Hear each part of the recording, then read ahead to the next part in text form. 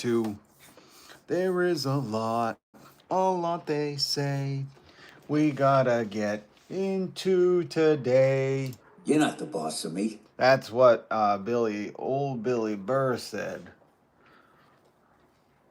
He's back from Saudi Arabia. Arabia of Saudi. And we're going to talk about Bill Burr. Bill Burr had one of the top 3 experiences in his life, he said. In his life, going to Saudi Arabia. Top 3. I'm guessing the other 2 were his kids being born. Right? Top 3 experiences in your life. Anyways, we're going to talk about Bill Burr. We're going to talk about Sean Brother Love Diddy Combs. Puff Diddler. He got sentenced 4 years, 2 months. 4 years too short.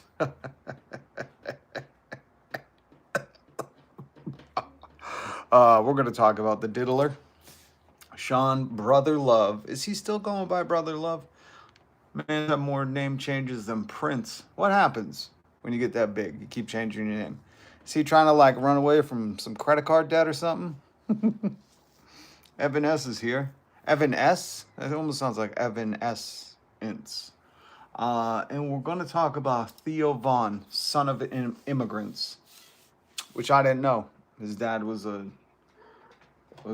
Nicaraguan immigrant? You would never know with that kind of haircut that he was a Nicaraguan immigrant, his dad. Does he get the hair from his dad? I don't know. Does it matter? Probably not. But we're going to talk about all this and more in the news. We're going to comment on the news. Jacob, what's up? I'm having a really, really bad day. Like, absolutely horrible. Well, I'd like to say you've been initiated to the club. The club of... We're having a few bad days here, folks. Sorry to hear that. I hope it gets better. Here, I'll cheer you up.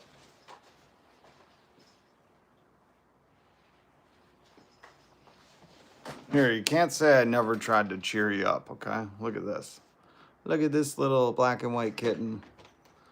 This is what, black and white tiger. This is what tigers looked like before we had color TV. Just so you know. Before we had color TV, this is what all tigers look like. So, that's what I have. This is my prime example of what the tigers look like in the 50s. See him? Kind of disappointed with the whole Bill Burr thing. October's daughter, 100%. We're going to get into it. Because who wouldn't be disappointed in Bill Burr? You know, and the crazy thing about Bill Burr, we're going to play his little defense. You know, don't play defense, Bill. Just come back and say, you know what? I had to set up a couple college funds for the kids, and that's how I did it. You know, you say that, and I have so much more respect than trying to play it off like, you know, I think things are going to change over there. I think they're going to let the women start to drive, you know? I mean, listen, Riyadh and Saudi Arabia. Okay, hold on. Cheer up, Jacob. He's having a tough day. Can you tell him that everything's going to be okay? Like Tupac said, right? Oh, maybe we should name you Tupac. Which one of you is going to be Suge Knight? Who's his best friend? Like Tupac said, through every dark night, there's a brighter day if you could just hold on. So stick your head up, put your head up, stick your chin out, puff your chest up, and keep on going. Whenever I have a bad day, I throw on Tupac's Me Against the World. One of my favorite songs that he has done. Absolute inspiration. And, hey, what's up, Crush Dice? Good to see you. So October's daughter, we're going to get into Bill Burr. Because we're going to listen to him. And then we're going to, what we do here on the comedy, satire, news, comedy, commentary, joke, sarcasm, vibe coach, YouTube guru channel. What we do here is we listen to people and then we pretend it's like before AI was invented, folks, we would just have to listen to them on YouTube and then we would talk back to them, you know? And now they get the sophisticated AI where you can just talk to it and it responds. But we're old school here. We just play the clips and then we respond. So we're going to do a little of that because, you know, it's sad. But here's going to be my main takeaway. Spoiler alert. if Bill Burr is still willing to bash and go after the wealthy elites and the corporations and the greed of CEOs, I'll take it. I'll take it all day long. We need every voice we can, especially with the Joe Rogan. That's what I was about to say. Joe Rogan, I mean, Riyadh is like a perfect playground for the Joe Rogans and all the guys who think like, oh, women shouldn't be able to drive. You know, like those jokes would kill in Riyadh. You know, Joe Rogan's essentially made his own little Riyadh in Austin, Texas. But, you know, in a world where more and more the Republicans go far to like the Nazi right and the Democrats become diet Republicans, Republican light, we'll take any voice for the working class, any voice for the 99% that we can get, because there's not many of them.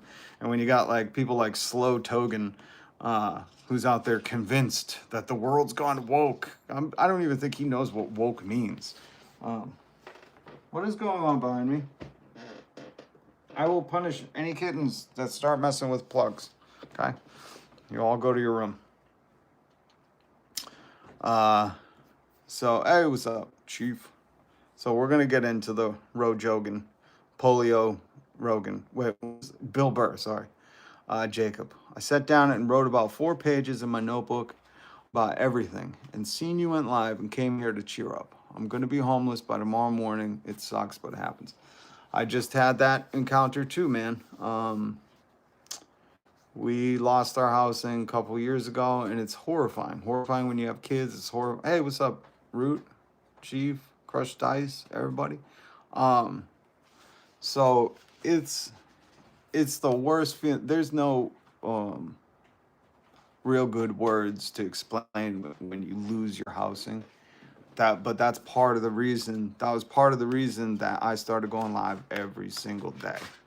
I say weekdays. I go live on the weekends. I got to change it. I don't want to be going live on the weekends and hear these people just, these bots in the chat, or people saying just work harder, or just, you know, like all these people are so ready and willing to be like, CEOs deserve $1 trillion and nobody should be able to afford egg or a house, you know? And I'm just, I don't want it to pollute my weekends. And these people are psychos, you know, they're psychos. They sit at home thinking like, you know, they know what's best. We just keep doing what we're doing. You know, it's like so stupid, because anyone who's over the age of 20, you could just look at, well, no, you'd have to be like 30.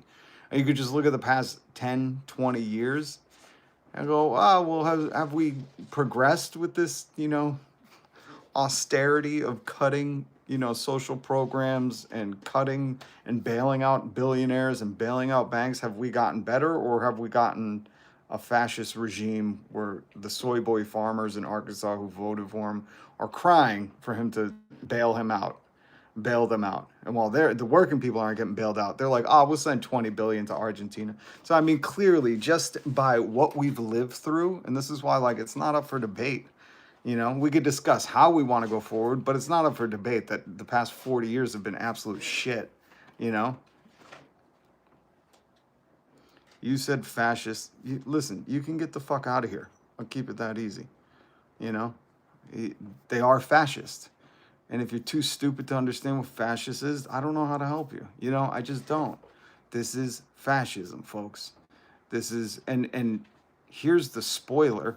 It's not me labeling them that. Donald Trump literally was like, we're labeling Antifa, which is anti-fascists, our enemy. You know what I mean? Like, I love when people are like, you're saying fascist is not. It's like, guys, if somebody says, my enemy is anti-fascism, what does that mean? Well, that means they are fascists. And Jesus was like, the devil is going to be my number one competitor for eternity. He's going to be my arch villain. Does that mean that Jesus is a bad guy? You know, it's the absolute stupid. America's gotten so stupid too. And that's like kind of the frustrating part. But Jacob, I just muted that jerk. It's Jover. Jeremy.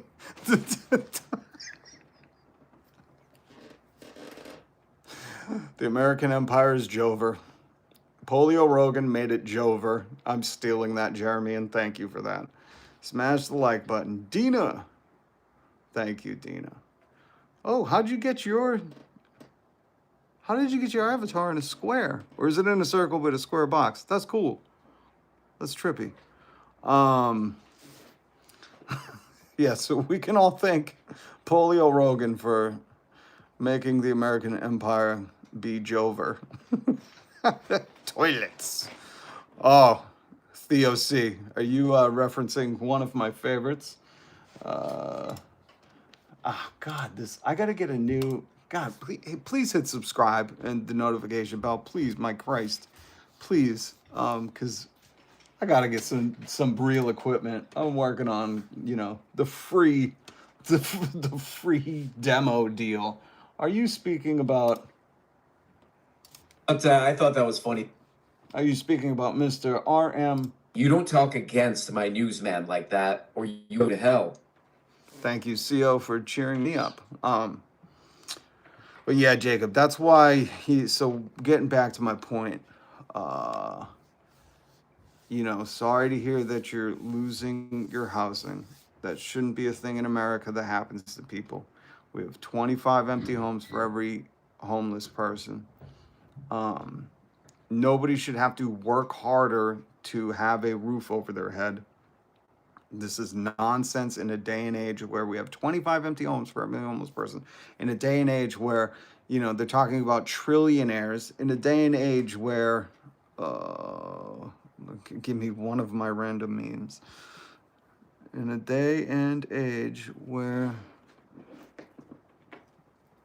look at this one. When everyone's like, oh, Elon Musk paid $11 billion. It's like, that's 4.5% of his net worth, man. Like, that's peanuts. That's peanuts. And he didn't even pay and no taxes in 2018. When have you ever got to pay no taxes? But no, there was a better meme that I want to show you. Hold on. Where is it? Where is it? Give me a second. Here it is. Look at this. Time for 1% tax. Look, time for a wealth tax on the 1%, right? The top 1% in the U.S. have now recorded 52 trillion in wealth. 52 trillion, 1% of the U.S. Guess how much the bottom 50% have? 4 trillion. It's really good news. No one watches corporate media. Barry Weiss is, I don't know if she was a clown before she was the CEO, but she's a clown. Here's another one. More than 100 million people in America. 41% of adults are saddled with medical bills they can't pay. Now let's look down here. Number of people who go bankrupt due to medical debt each year by country. 0.0000000. 500,000 here in America. We could cancel medical debt for pennies on the dollar. Instead, we're bailing out Argentina to the tune of 20 billion. So, I mean, the deck is stacked against people. And that's, so getting back to my point, Jacob, it's absolutely shoddy. And this is the other reason. So this is what I was saying. This is when I started going, we were losing our housing. We were losing everything, man. It was scary, and it was scary for the kids. And I was like, I'm just going to try to go live every day. I mean, you could scroll back to a year and a half ago, and you'll see I was doing lives in an empty house. We had moved. Thankfully, we had found other housing, but you could watch it. I was doing lives in the middle of moving. I just said, I'm going to try to do this. I want to make it happen. And my goal is, if I get big enough, when we're Mr. Beast size, instead of going to Africa and building wells, that's great, but he just uses it so he can turn around and like set someone on fire or something. I don't know what he's doing now. But instead of doing that, I would love to just help people like here, everyday people, and bring awareness. Like Mr. Beast was so on the cusp of being aware and educated.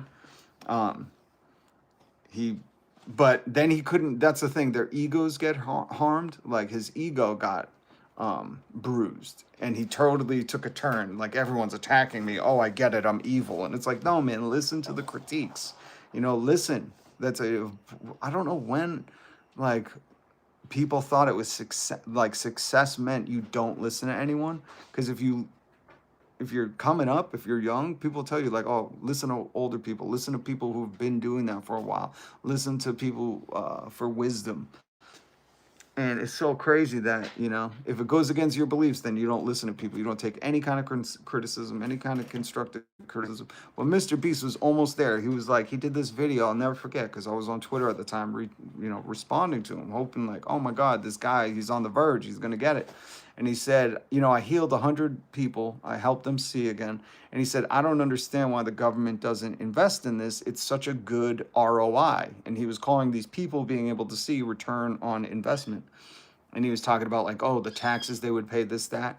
And I was like, wow, Mr. Beast is on the cusp of understanding why people should have universal health care. He thinks like, oh, then these people can just work and pay the government taxes, not like, oh, they're humans, and if we have the technology to heal them, they should just be able to be healed. He did he put a kid in the thumbnail because, that gets more clicks. So it's like, Mr. Beast didn't even consider like, oh, these are children that we can heal, but because their parents or the financial situation they're in can't afford it, they just have to suffer. And Mr. Beast was so, hold on. Hey, no, absolutely. Let that little man go. And because, Mr. Beast doesn't see people as humans, he sees them as clicks, I'm guessing. When people were responding, including myself, I was like, bro, this is exactly why we should have universal health care. Not because it's a good return on investment, because we're in the year of our Lord 2023 or whatever it was. And it's like, we have these cures. Why should people suffer if we have the cures? Because some CEO in another country needs another fucking yacht? Like, this makes no sense. Especially when every other country has agreed, like, oh, our citizens' health is important to us. And it's like it's a patriotic thing in other countries. Who said that root? It's unpatriotic to think your fellow citizens don't deserve healthcare. Well, and that's a cultural thing in every other country except for America. America, you've been propagandized since birth to think if you're not healthy, it's your own fault. And if you can't afford it, you didn't work hard enough.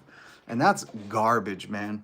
Because I'll tell you what, a lot of these wealthy people didn't work hard enough. That's the facade they put on. And you could do your own research on that. There are plenty of YouTubers who expose all these frauds. I was doing it the other week, not on like how hard they worked, but like if you think RFK worked hard, oh my Christ. Anyways, but I was trying to expose the label of traditional values and conservative values, because Donald Trump, 3 wives, cheated on all of them, 5 kids. Elon Musk, who knows how many wives, 15 kids, ignores his baby mama, so they have to tweet at him.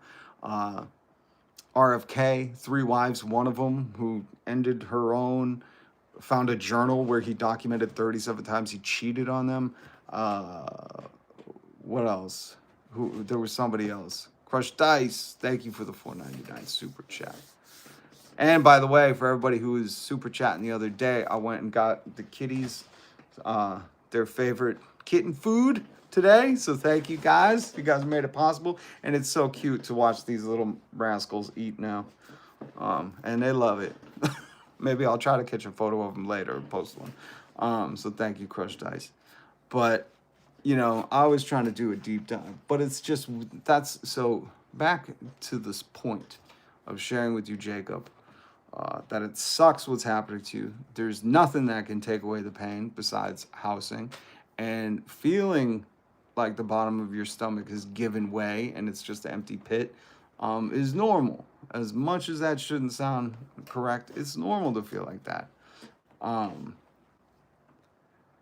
And that's when, I started dedicating myself to doing this live. I said, this will at least be my little passion project that I could do. And if I can get to a space where I make money, support my family, that'd be amazing. If not, I love doing this. I love connecting. But most importantly for me was bringing awareness to the issues that are facing America every day, because there are a million voices, like we've discussed, like Polio Rogan and RFK. There's a million voices that have access to podiums. Joe Rogan is mainstream media now. He is mainstream media. And on top of that, he's government propaganda. He is friends with people in the government, Like, this is mainstream media, government propaganda, and they will come at you at all facets, all sides, all day, all night. You know, that's why they bought the social media sites, so they could control the algorithm, so they could always bombard you with this propaganda like, oh, maybe it's your fault you're not working hard enough. Meanwhile, the guy sitting in the White House, you know, would have nothing if his dad wasn't a filthy rich criminal. You know, so I want to at least get another message out there, because, and I see it all the time in the chat, you know, that you shouldn't have to work multiple jobs to survive. It's just bogus. You know, that's why I made the joke and I made the photo of the gravestones with, you know, rest in peace, once was employee of the month, because no one does that, you know.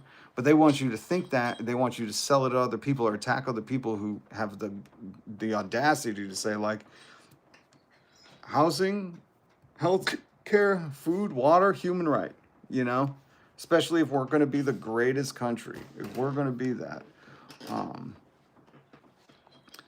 So I wanted to keep saying, especially because my youngest brother,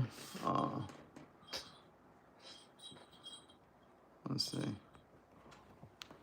that's my youngest brother. I never show my family on here, but he's been homeless for over a decade now.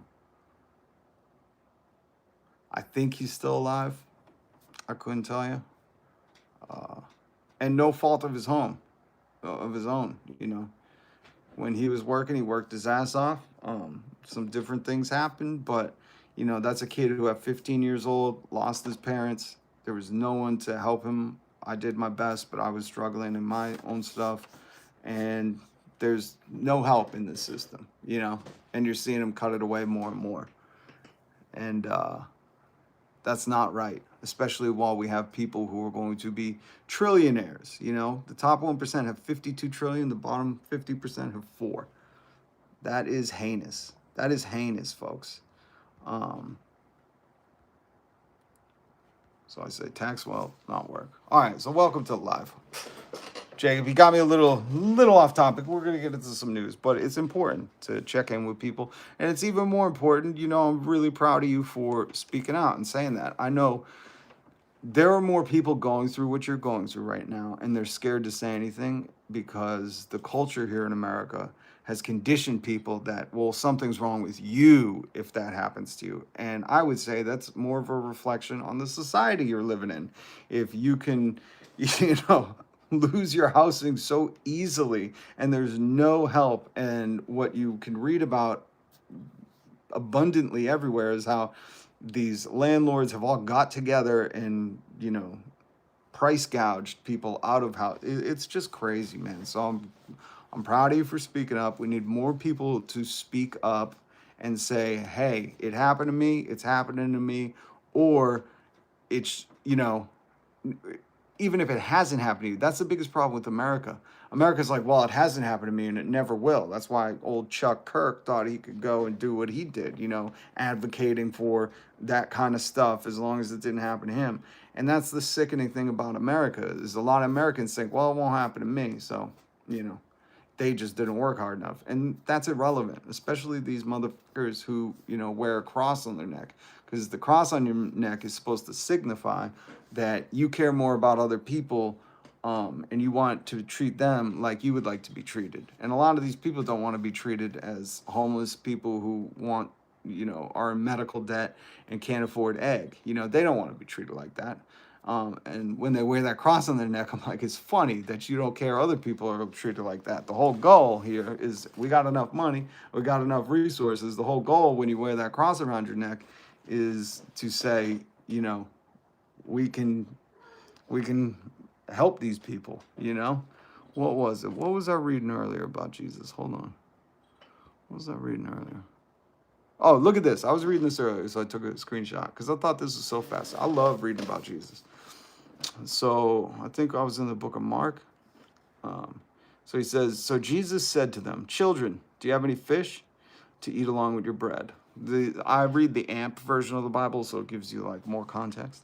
The children answered no. And he said to them, cast the net on the right-hand side of the boat, starboard, and you will find some. So they cast the net, and then they would And then they were not able to haul it in because of the great catch of fish. I stopped and I was like, so Jesus rolls up. So all these people, think about all the people who do it in the name of God, right? So Jesus rolls up. Was like, children, do you think fish to go with that bread? And they're like, nah, man. You know, we've been earlier. They're like, we've been fishing. There's nothing out there. There's nothing. He's like, why don't you go cast it over there? And they haul it up. So Jesus was like, do you have some food? And they were like, no. And he was like, let me help you. Remarkable, right? I'm reading that. I'm like, how can any of these people that vote for the politicians who are like, oh, students should be working, you know, they shouldn't be able to get lunch for free. They should have school lunch debt. I worked as a child. And it's like, who gives a shit what you did when you were a kid? We don't care. We have an abundance of resources. We have people who are going to be trillionaires. Let's make no kid have to work again. You know, like, what are you trying to make it to 1800s? Like, the whole thing was like, let's get the kids out of the labor and into the schools. And it's just remarkable that there's a segment of America who's like, yeah, these kids need to work harder to afford their lunch. And that's what my good Lord says. And it's like, no, he says the opposite. He's like, do you got any? No? Let me help you. So it's just absolutely stunning, some of these maroons. But when only 6 corporations own 90% of what you see here and read, what do you expect, you know? All right, let me read some of the comments, and we'll get to the news. We're going to talk about Bill Burr. Bilbo! And by the way, Theo C., if you're still here, I love you. You dropped the toilets. Listen, if you don't watch RM Brown, me and Theo do. And RM Brown is one of the funniest YouTubers, and he satirically roasts all these cats. And I can't get enough of him. That's really the dream. I get big enough that I can have RM Brown on my live stream one day. That's the dream. That's the dream. But soon Everything's computer. everything's computer soon, you know? No more human. All right, let me check the chat, and then we'll go to Bill Burr, where he tells us, You're not the boss of me. no, I'm not, but the Saudis are. The Saudis are. We'll listen to some Bill Burr. We'll listen to some Theo Bon. I didn't know he was the son of an immigrant. I had truly no idea. I knew he was the neighbor to David Duke, the racist dude from the KKK. I know he talks about like hanging out with him a lot. That young mind forming, hanging out with David Duke. And then what was the other thing? Oh, Brother Love, you know him as Sean the Diddler Combs, got sentenced to 4 years. 4 years, 2 months. I think it's 4 years too short, you know. I was thinking 10, 20, 30. You know, I don't want to see him on the streets again in my lifetime. But whatever. What do you think? 4 years? Too much? Not enough? Lord Snooty, greetings from the UK. Free healthcare at the point of delivery. Lord Snooty, what an honor to have a lord here. Thank you for stopping by. Skylar, support your local billionaires. They need our help. And that's the old trick that they play on you. Oh, we're local billionaires. We go to your mom and pop shops. We keep them open. No, you don't. No, you don't. You when you want groceries, you fly to Europe. Free healthcare for Israel. Yeah. I'm American living overseas, and I left because I was offered a better job and lifestyle than what I was offered in the state. Living in Dubai. Interesting. There was a radio job in Dubai. And when I went over it with the family, the ladies were like, nah. I was like, all right, I get it. And you can only have healthcare if you have the right job. Thank you, Katie Sue. Who? That is true. It's another demented thing of how they tie healthcare to work, but you have to work a certain amount of time to earn that healthcare. It's just such a trapped system. And this is, just so people are aware, this is the definition of woke. Understanding the system is built to keep you overworked, underpaid, exploited, in debt, and not being able to go out to the protests to do anything about it. But they turn these words toxic. It was the 1619 Project. It was, I forget all the words, but DEI, woke, What else?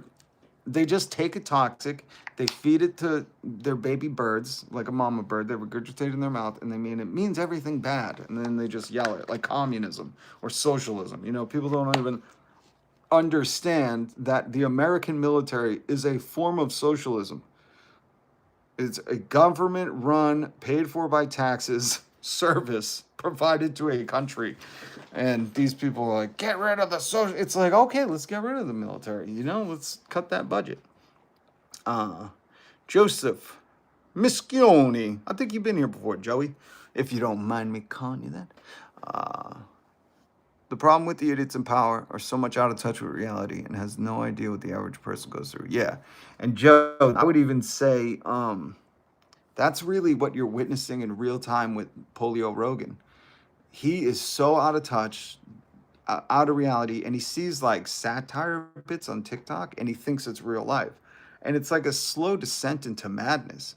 I don't watch him, but I watch people clip him. Oh, Sassy Mo's here.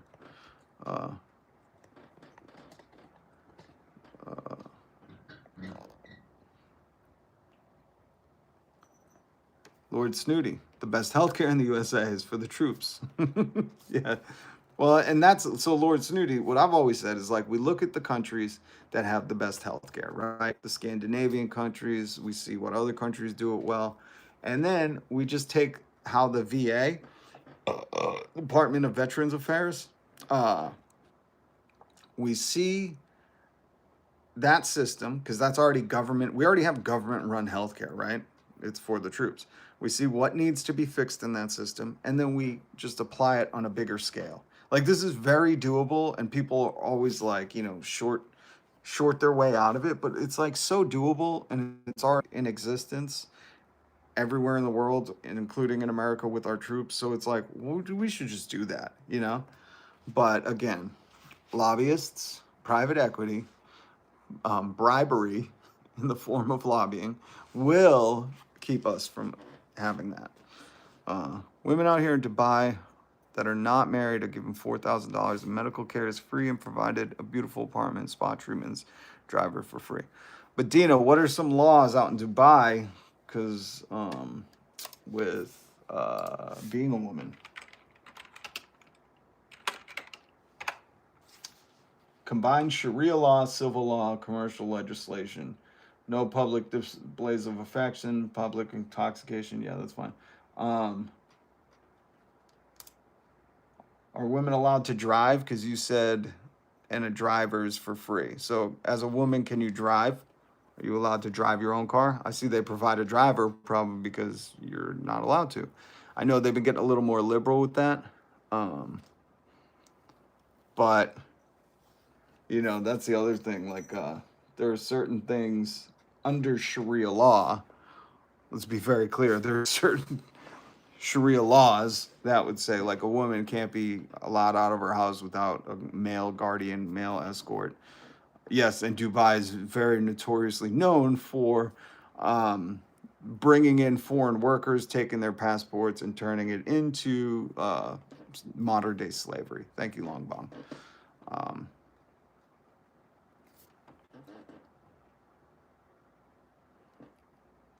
Sassy Mo's here, Lord Snooty, Crushed Dice, Root.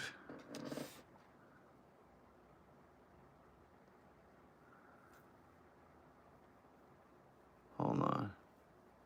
Stay away from that guy, yeah. I just want to be so rich to the point I could give every person a lot more for what they have. I'd help so many people. I get it, Jacob. You know, it's, so what you're saying about, like, you know, I want to be rich so I can help others is one of the things,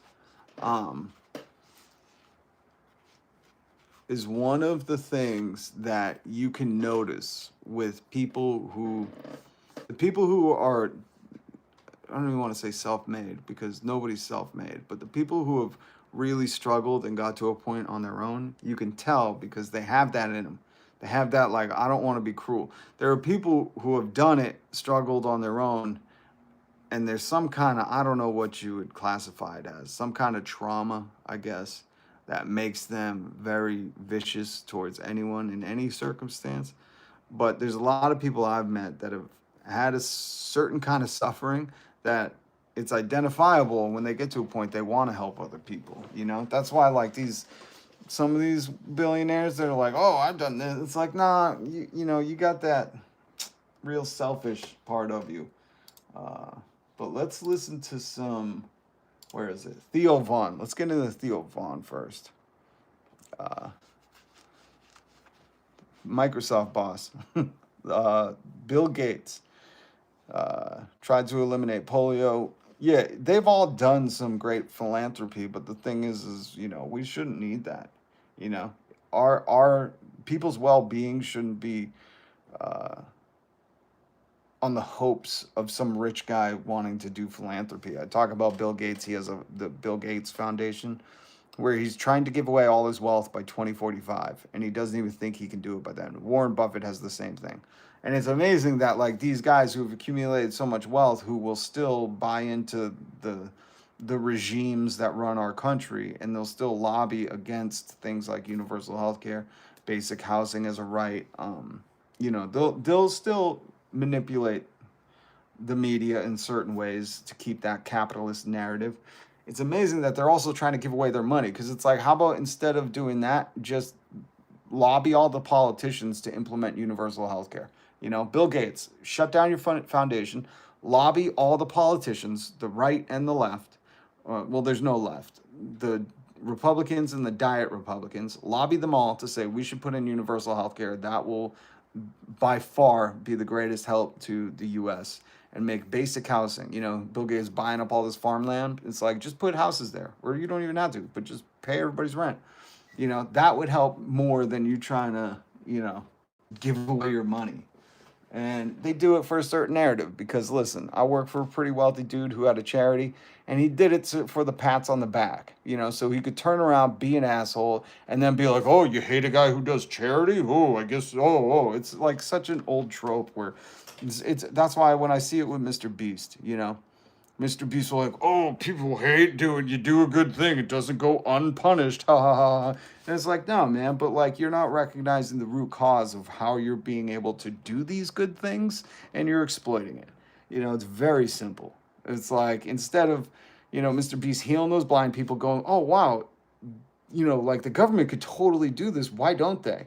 And then furthering that conversation, like, oh, every other country has universal health care and America doesn't, and we should really implement that. I'm going to use my platform, my huge platform, to advocate for that. Instead, he tweeted, why doesn't the government do this? Heal people, heal the blind people that can be healed. It's a great return on investment, he called these people. And people were like critiquing him. They were like, oh, bro, don't you fucking get it? That's like the whole thing people have been complaining about. He wasn't old enough. He stayed on his mom's health care, and now he just has billions of dollars, so he doesn't have to experience this. And instead of actually taking a moment to hear what people are saying, he went, oh, of course, I'm a bad guy, did a good thing, and I'm a bad guy. And it's like they revert to, like, you know, toad brain. It's what Joe Rogan has. Maybe he's licking too many toads. I don't know. Oh, long bong. We got another POW in the house. I was too, long bong. I served time during the drug war in a few different countries too. So, and we're gonna get for 2 hours. Long bong, thank you for your service, and it was an honor serving with you. We're also gonna get to a very scary story that I haven't heard in the news, and I wanted to bring to attention. You know, my channel's small, but the reason I do it is because of this stuff. This basketball player, Jared Shaw, is in Indonesia, potentially facing capital punishment, the death penalty, execution, for cannabis gummies. This is horrifying. And I know that girl that was in Russia got a lot of attention, and I hope he gets attention, but with what's going on in America, you don't know. So even though I have a small platform, please hit subscribe and notification bell. This needs attention, because this is a fellow American who just had gummies, man. It's so stupid that any fucking state that you can drive across an imaginary line, and in one state you're a doctor's patient or a legal consenting adult, in another state you're a criminal. It's dumb. The government has a patent on cannabis. Look it up. 2003, I think it was, they patented cannabis for its health properties, its antioxidant properties, for its health properties. So the fact that it's a Schedule 1 drug in America, meaning it has no health properties and it's highly addictive and it's the most dangerous, just doesn't equate to the government also having a patent on cannabis's health properties. And it shouldn't be illegal anywhere. It saves children's lives. Look up Charlotte's Web strain of CBD, of cannabis. It helped this little girl, Charlotte, who was having multiple seizures a day. As soon as she took it, it saved her. How anybody could see that as anything but a miracle drug, I don't understand. But again, the government propaganda that is trained and trains you to just believe something without any, understanding of it, any documentation of it, anything besides fear tactics, is wild to me. So we'll talk about this later, but I want to get to Mr. Theo Bon. What should I put up? I'll put up that. All right. Let's see. Oh, KRAR is here. Good to see you. Jacob. I lived in Alaska, and my entire family has always smoked. Never once has my family had problems with smoking.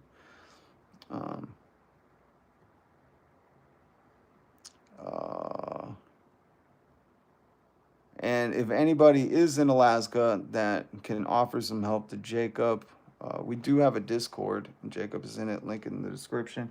Join our Discord, connect up, because, we're all neighbors, man. This is a community. And it's absolutely horrible, but Jacob, if I hit the lottery, I'll buy you a house up there, buddy.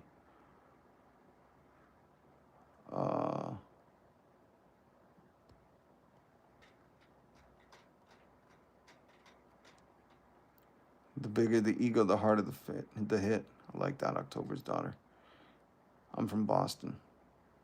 Awesome. What part? Tucker.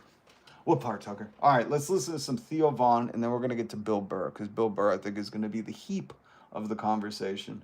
And then again, what's his name? Brother Love?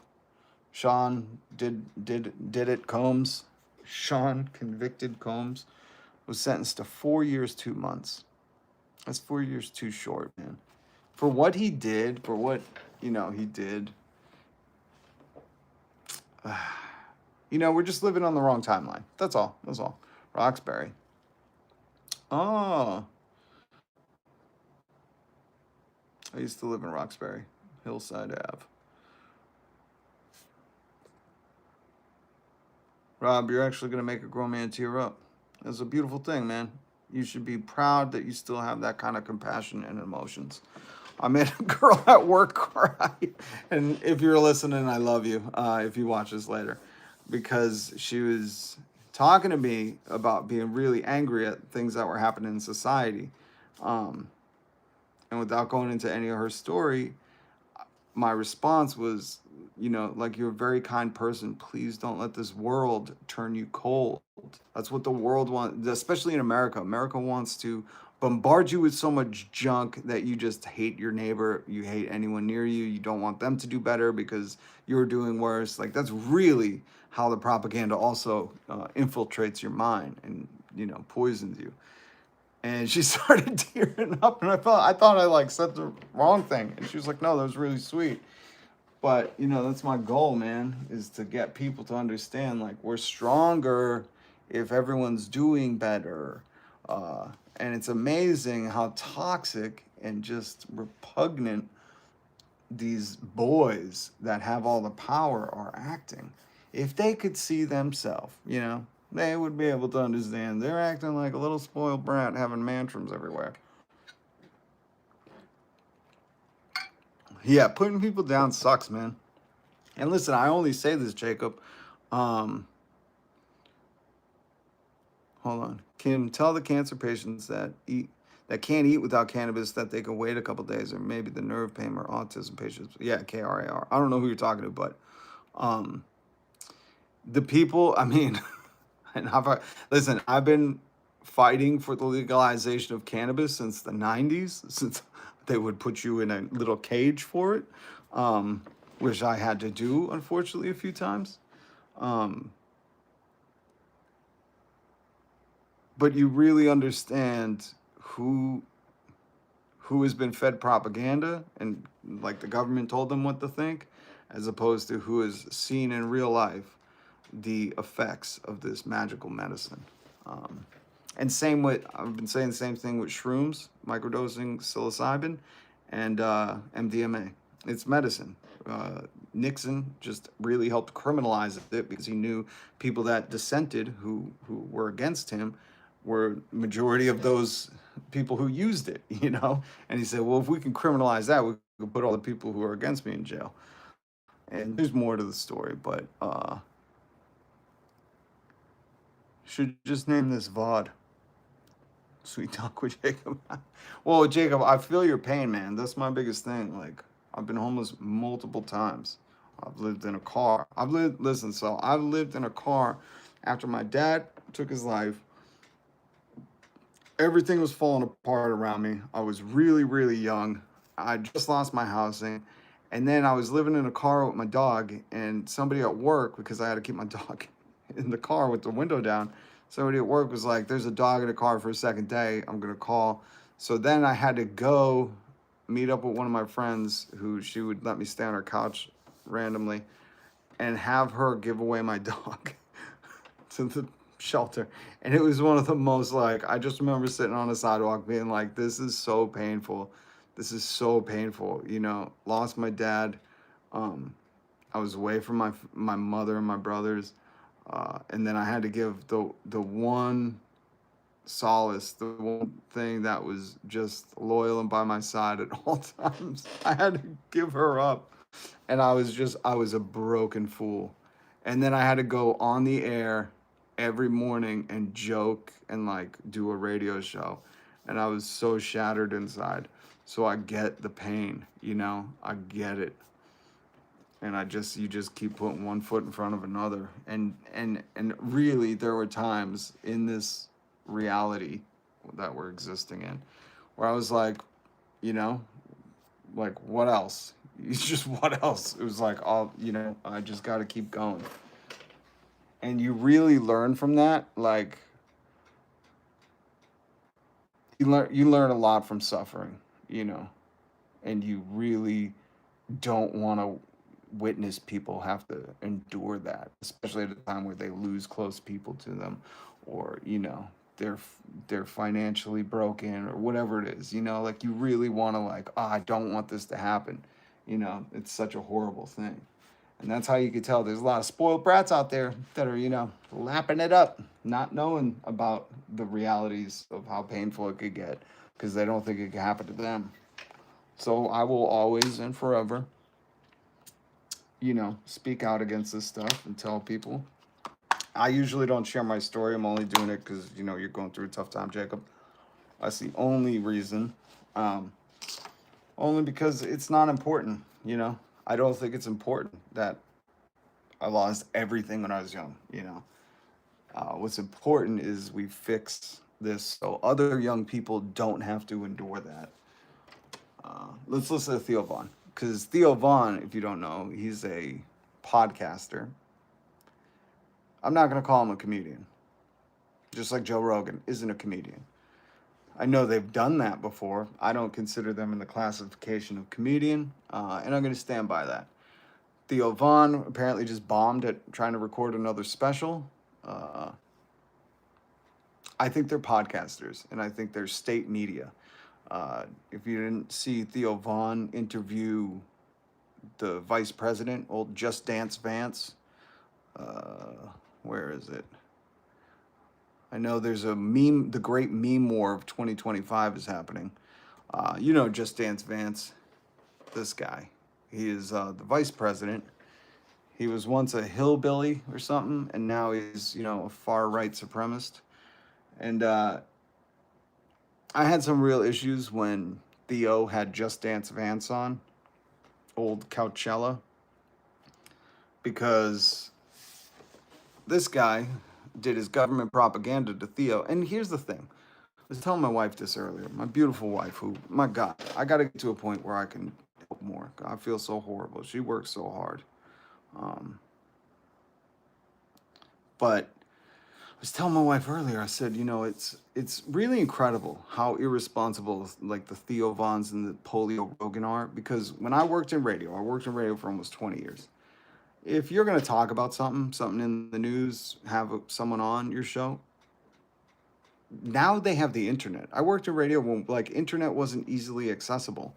You'd have to like know someone that could fill you in or like read about it or get a paper, like you had to dig for information. Read magazines. I still have some magazines.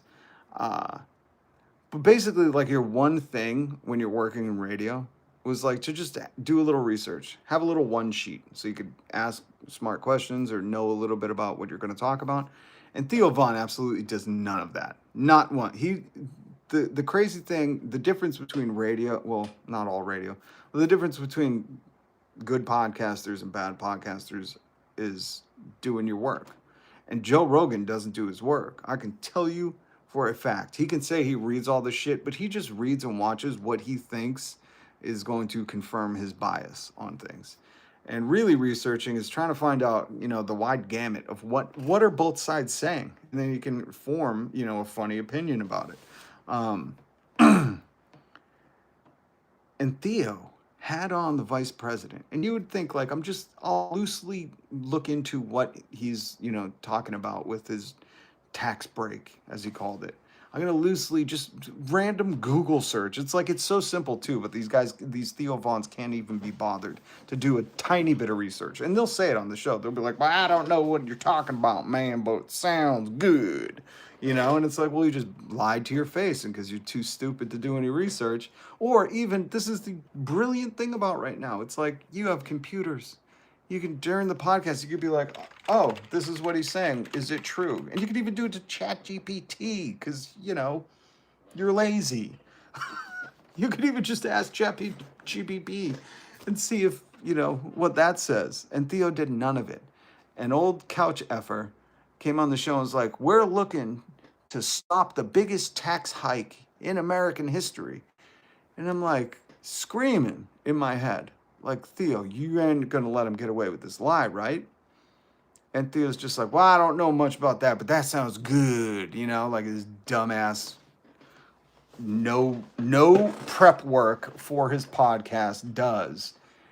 And what J.D. Vance was lying about was the first time Trump was in office, they did a tax cut for corporations, but it was temporary. So it was about to expire. So J.D. Vance said, we don't want the biggest tax raise to happen right now. But it wasn't. It was just going to go back to what taxes were for corporations.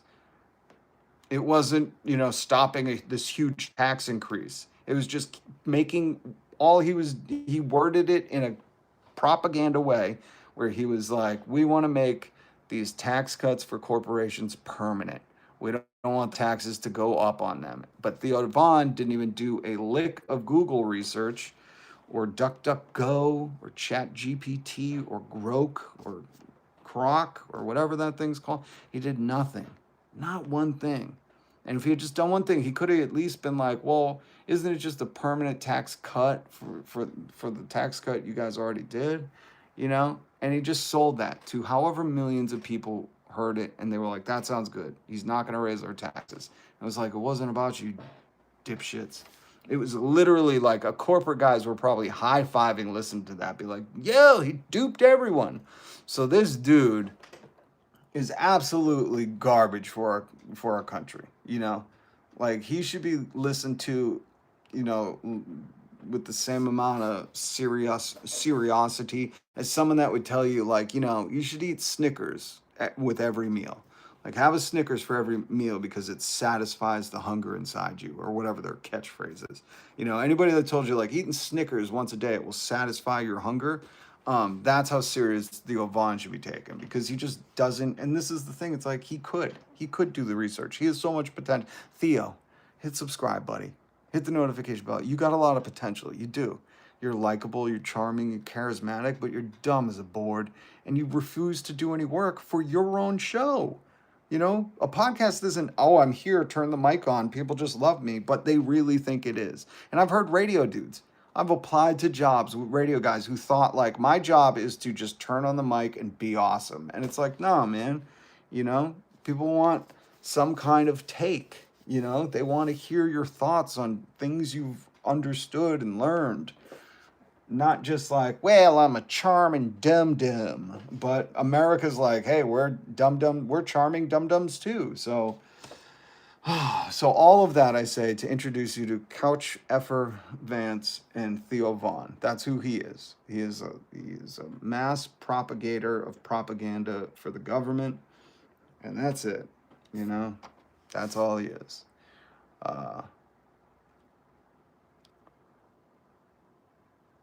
What is going on in the chat? Theo is the most ridiculous fake comedian. Yeah. At least Rogan just comes off dumb and ignorant. Theo pretends he's inbred and brags about it. KRL. And he brags about living next to David Duke, who is like the clan CEO. I don't know what they call. He was like the Puff Dragon, or I don't know what they call. But so Theo, after all of this helping to install this fascist regime, remember, they're fascist. They declared it because they said our enemy is anti-fascists.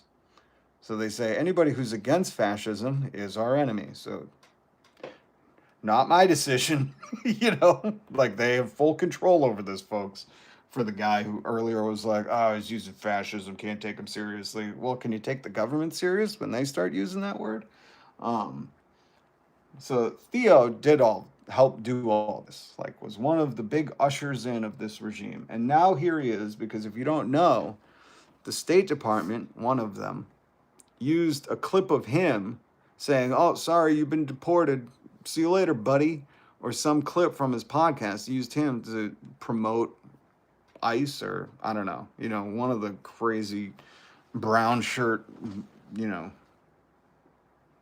things they're doing. I don't even know, like whether it's the military or the ICE thing, I don't know. But they used Theo without his permission.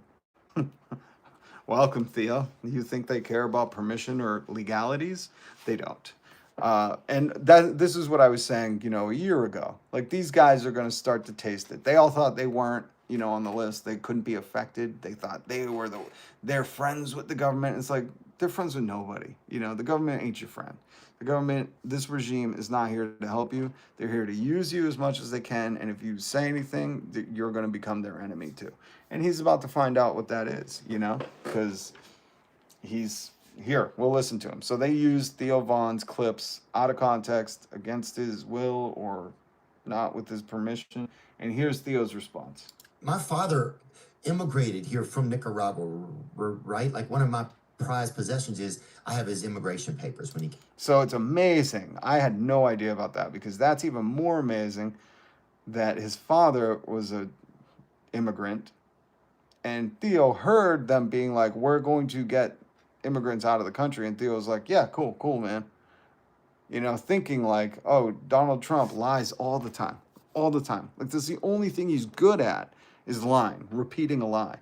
And to think like, oh, we're just going to go after the criminals. Like, it's amazing to me that people like Joe Rogan and Theo Bon, who people consider them smart, but you hear them say like, or Andrew Schultz, anyone that considers them smart, and they can hear these guys be like, oh, well, I didn't vote for that.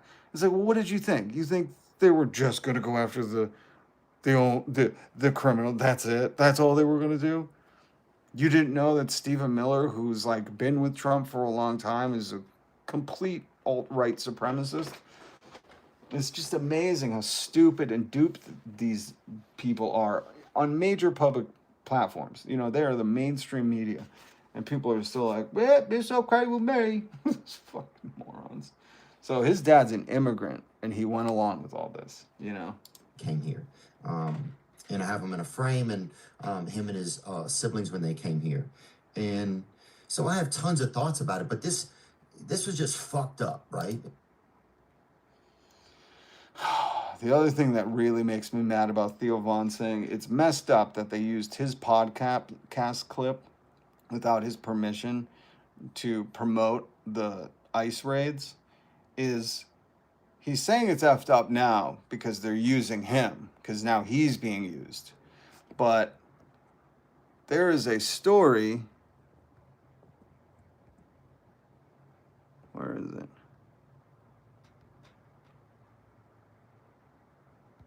There's a story in the news today about ICE agents dragging naked kids out of their homes. You know what I mean? And I know Theo doesn't want to read the news or get involved, even though he just had the vice president on his podcast and helped help get this regime elected. But it's just weird to hear him complain and say, oh, it's effed up. They use my clips out of context. When it's like, bro, this stuff has been going on for a year. Where you been, man? Or is it only effed up because they use your little podcast clips without your knowledge? It was fucked up. And it was everywhere. It was like on all platforms and stuff. So that had me really kind of paranoid. You know, that had me start to get kind of paranoid and, you know, like closing, like, you know, I had the curtains in my house kind of closed. I was just like, you know, you're paranoid. I woke up the next morning. Sorry, I need some water. Shut up, go on. I woke up the next morning to a text from a high government official. This is why I say he's state media. He woke up to a text from a high government official. Listen to what they offered him. Saying, hey, if you need some extra security in your neighborhood or some extra police cars on patrol, let me know. So he was mad that they used his podcast to promote the ICE raids. Again, the clip said, hold on. What did the clip say?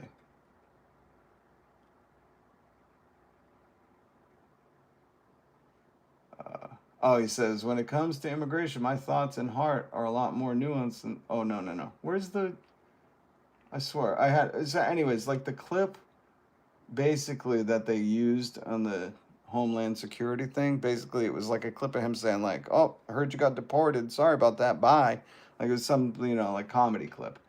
And DHS used it. Theo tweeted at them, yo, I didn't approve this to be used. I know you know my address, so send a check and please take this down and please keep me out of your banger deportation videos. I was like, bro, they thought you guys were buddies. They thought you loved this. They, you know, were like, you had us on the podcast. We can just do whatever we want now, like they're doing in all the neighborhoods, you know, and it's just real weird to hear Theo. And again, this is why he's, you know, state media. To hear Theo like, oh, I was effed up. I was paranoid. They used my podcast. It's like, well, they didn't even have to use it, man. You've been pretty vocal about supporting Just Dance Vance and Ronald Rump, you know? But it's just amazing how these guys, it's so amazing to me. Like, all of a sudden, it's them. And they're like, oh, this is messed up, man. Now I'm angry. And it's like, oh, you don't give a if these kids are getting dragged out of their house. And don't worry, Theo, I'm sure these kids weren't, you know, feeling safe like the government called you to say, hey, do you need some extra security or something? What a nice offer from the government to protect their state media, man. And I'm like, what? What are you talking about? What? Extra security? I don't have any, like, you know, I don't even know the code to my Ring camera. Like, I don't even know how to log in. So it's like, and like, what, you're just going to put police cars in my neighborhood? What are my neighbors going to think now? They're going to think that you're state media. You're the president's guy, and you need to be protected because you're helping them propagandize other people to think that these ICE raids are cool. That's what everyone thinks, man. That's exactly what it is, you know? And that's kind of the truth, is it not? You're just like, what? They're fearful. Like, it just like, I don't know, man. That like really kind of shook me. It really kind of shook me. Well, at least something's making him shook because this stuff apparently, you know, he can't be bothered, or, you know, this stuff happening on the daily basis isn't shaking him. But you keep marching on. Hey, that's what I told you, Jacob. You know, one foot in front of the other. You know, and you start getting security, and then now you have security, right? And the thing is, you just don't know. You just don't know. Right? There was a moment on the, like, it was White House, because the White House also put this out. Oh, that's the end of the clip. Yeah, the White House is using his stuff to promote these raids. And then he was like, oh, that's messed up. I'm scared. People are going to be mad at me. It's like, well, maybe if they listened to your show, they would know, oh, this is just who you are. But it's amazing how much he cares when it's him involved and not when it's, anybody else. Let's listen to some Bill Burr defend himself with Riyadh. Who are you talking to, Michael? Just leave the country already? I don't... Oh, J66 is here. Good to see you, man. Good to see you. Good to see you. These people are such cold-hearted, wannabe little villains. Michael, just so you know, you don't need to act like a cold-hearted villain, man. I know you want everyone to leave the country that's not like some middle-aged white guy who thinks comedy is whatever Joe Rogan says.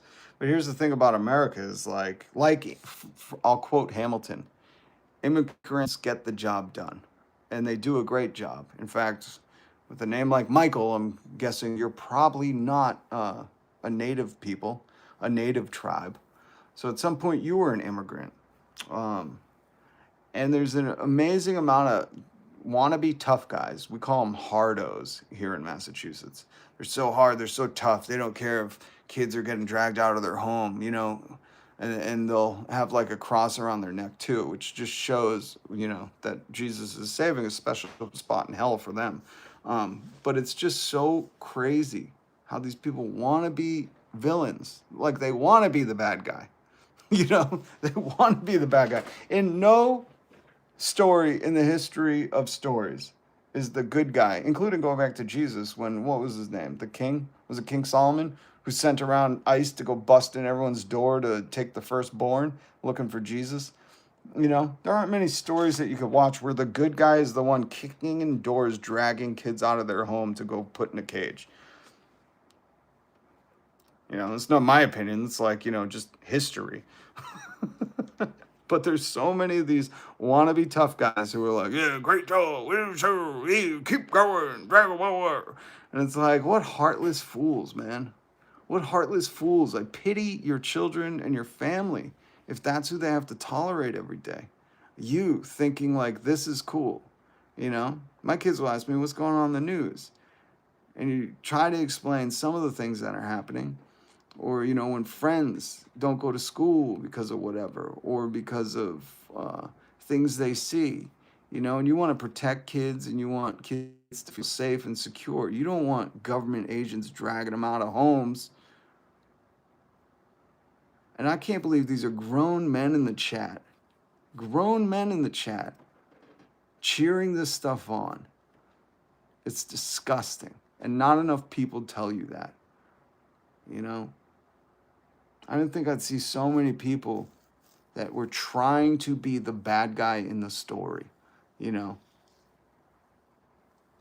it's simple, man. You could just be like, it's so simple. Let me show you how it goes. That's not cool. These children, they weren't, the worst of the worst. They weren't criminals. They came to a place for a better life. I'm disappointed in you grown-ass men saying this stuff. I just need to get that off my chest because you disappoint me to the umpteenth degree.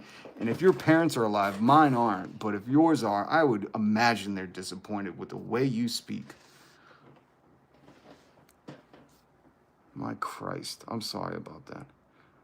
Who's saying gay mentality? Who's using gay as an insult, man? That's not an insult.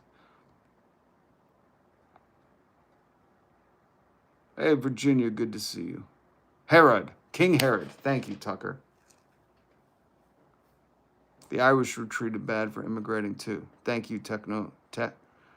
Tectonics? Yeah, Tectonics. Thank you.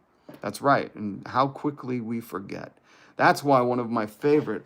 cripes. Now you're going to make me look something up. We're going to listen to Bill Burr in a minute.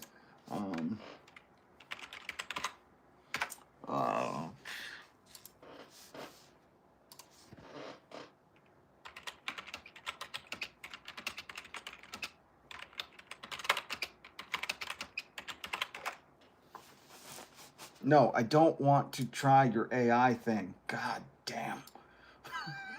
Stop it. Cut it out. I want to see if I can find this clip of Bernadette Devlin, because Tectonic, she talked about how the Irish were treated horribly when they immigrated here. And it's such a weird clip. Hold on.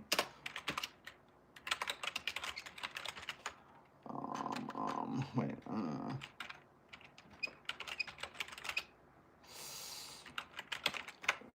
Let me see if I can find it. Okay, this is it. This is one of my favorite clips all the time. If you appreciate the Irish folk, Slangofol or Diaditch, sorry, Chucky Arla. If you appreciate the Irish, then you have to respect Bernadette Devlin, who was given the key to the city in New York, and she handed it over to the Black Panthers.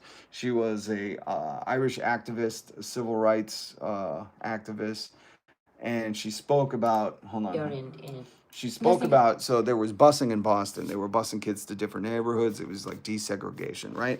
And there was a huge backlash, especially from like the Irish. And she came in and addressed that.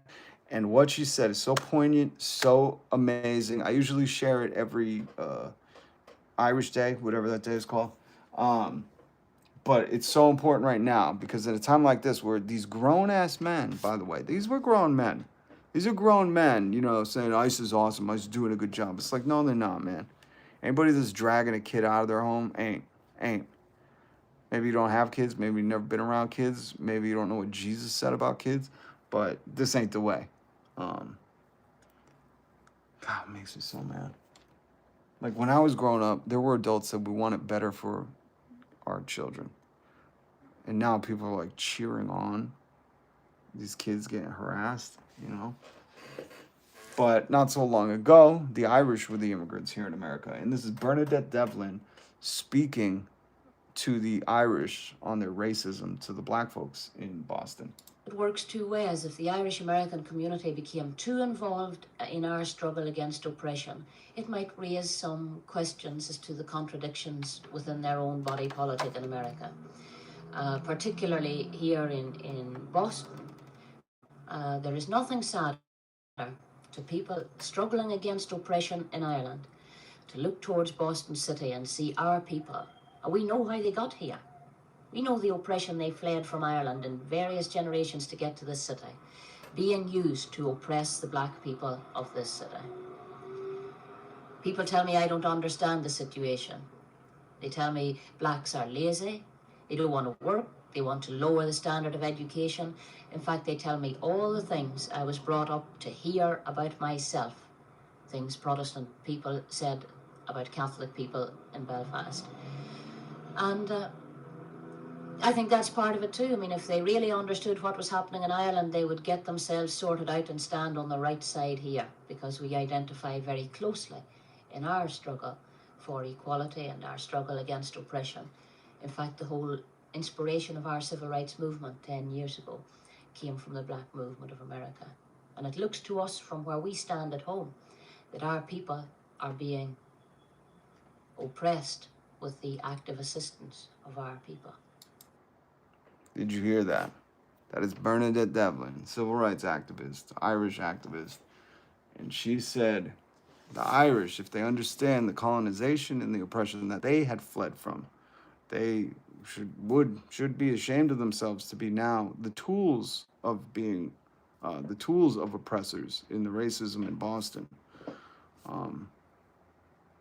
Can we just get the Bill Burr point? Greg Grimley, you've been waiting so quietly. We will. The concept of boycott is actually Irish in origin. Interesting. I'll have to look that up. Yeah, there's all. Hey, what's up, Francis? Good to see you. Good to see you. Good to see you.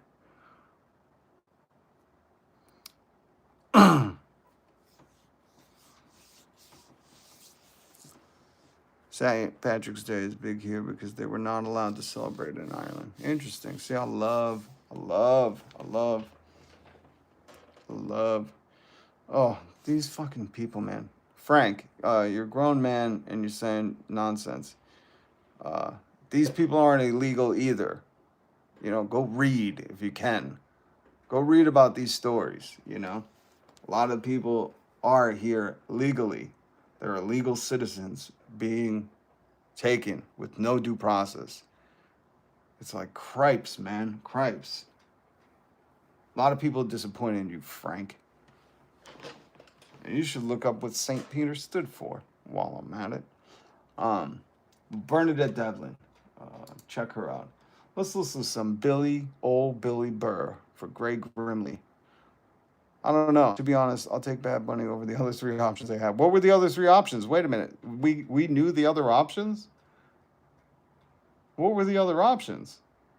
I'm not a Bad Bunny fan, but, you know, I don't care. The Super Bowl is stupid. The Super Bowl now reminds me of voting, you know, because in America it's like a Super Bowl every 4 years where they're like, my team's going to win. Oh, I hate that team, but I got to root for them. And I checked oh my God, it was Post Malone, Cardi B. Oh, if you can find the third, please. Because yes, I'll take Bad Bunny over in like, I'm trying to think who else you could say that I would say, but like between Post Malone and Cardi B, gross. That would be truly offensive. If they put Post Malone on the Super Bowl, I'd be like, all right. I got to draw a line somewhere, America. Metallica, ugh, gross. I can't stand Metallica. I never liked their music. But as soon as they started suing people for the Napster thing, I went, these fucking guys, man. Crush Dice, sub, share, hit that like, smash the notification bell. Thank you so much, Crush Dice. Beyonce 2013 Super Bowl cannot be topped. Tucker, I will verbally fight you for this one till the end of time, and I've said this with a lot of people. There is no better one than the Prince. The Prince Super Bowl, go watch it. They have it on YouTube after the live. He did Purple Rain while it was pouring rain. There is no better. There is no better. You cannot convince me there is a better one. This is one time I am biased, Tucker, and we will verbally duel because there is no better. There is no better. Prince voted as best Super Bowl show of all time. Oh, really? I didn't even know that. I will randomly watch the Prince Super Bowl Purple Rain in the rain and just be floored. Yeah, not a big fan of Beyonce made the lights go on. All right, Tucker, we'll have a separate stream where we could just debate that. Here is Bill Burr. I guess he's back. Is he back or is he doing his podcast from the land of the not free? Here's Bill Burr defending the Saudi Arabian Comedy Festival gig. And I linked all these things down below, just so you know. It's just like us. So like you can talk about anything, you know, other than a couple things, which was basically, you know, religion, don't make fun of the royals. Everyone was happy.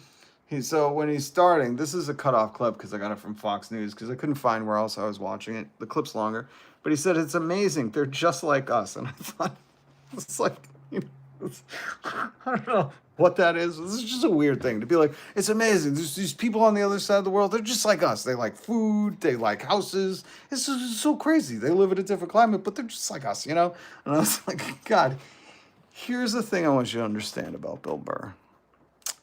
I will always take him saying free Luigi. I will always cheer that on. I will always cheer on him helping to amplify the message of taxing wealth, not work.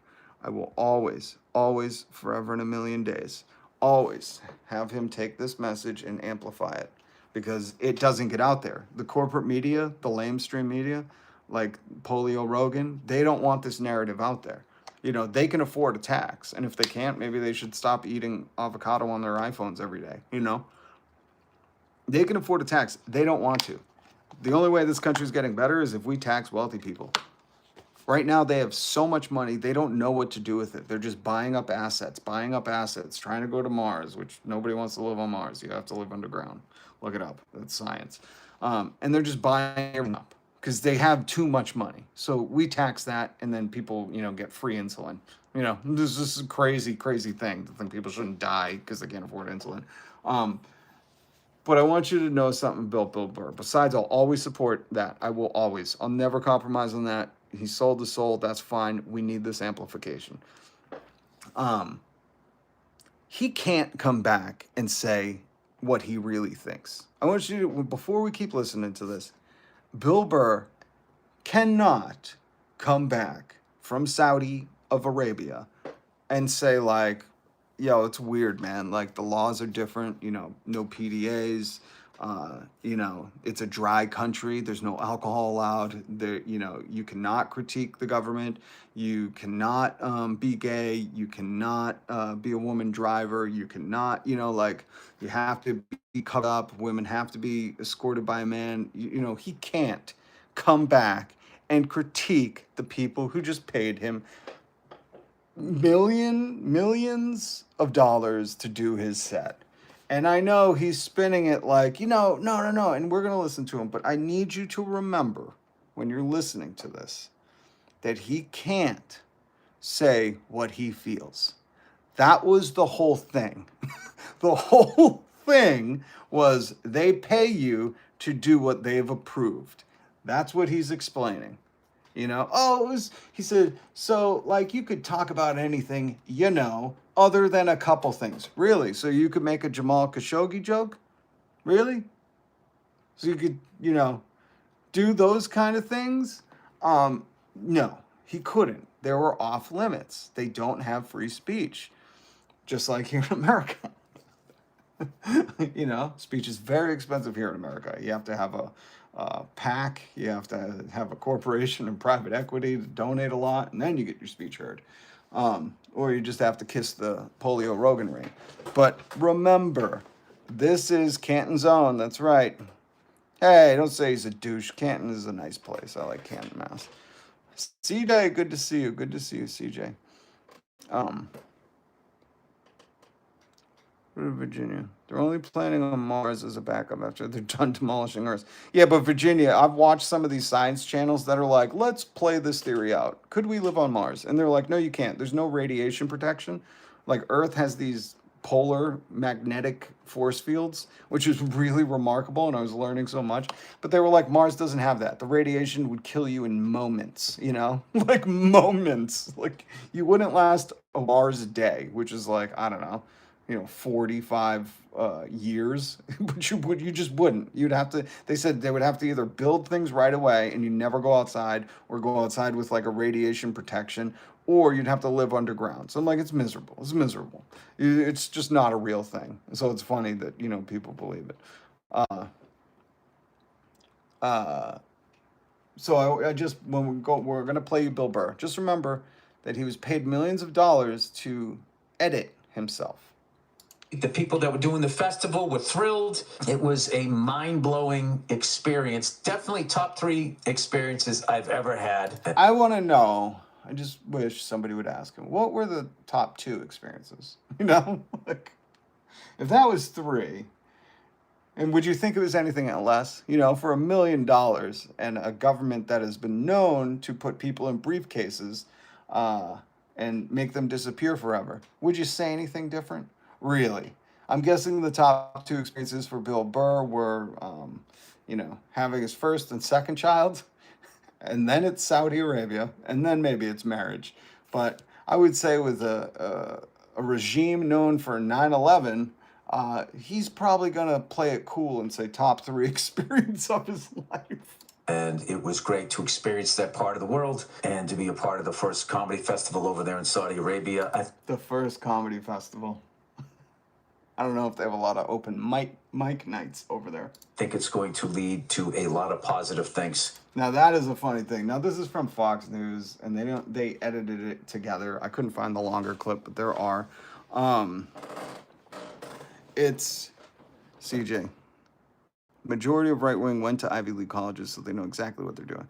Yeah, that is true. That was CJ. You know that I've talked about this before. One of the most hilarious things when the Trump regime had the war on Harvard and they were suing Harvard, and they said, and they tried to convince people. Like Chuck Kirk's whole thing was like, don't go to college. He was a community college dropout, and they don't want people to go to college. And the most hilarious thing is like, go look up. I think it's like Marco Rubio, Jared Kushner. There's a whole.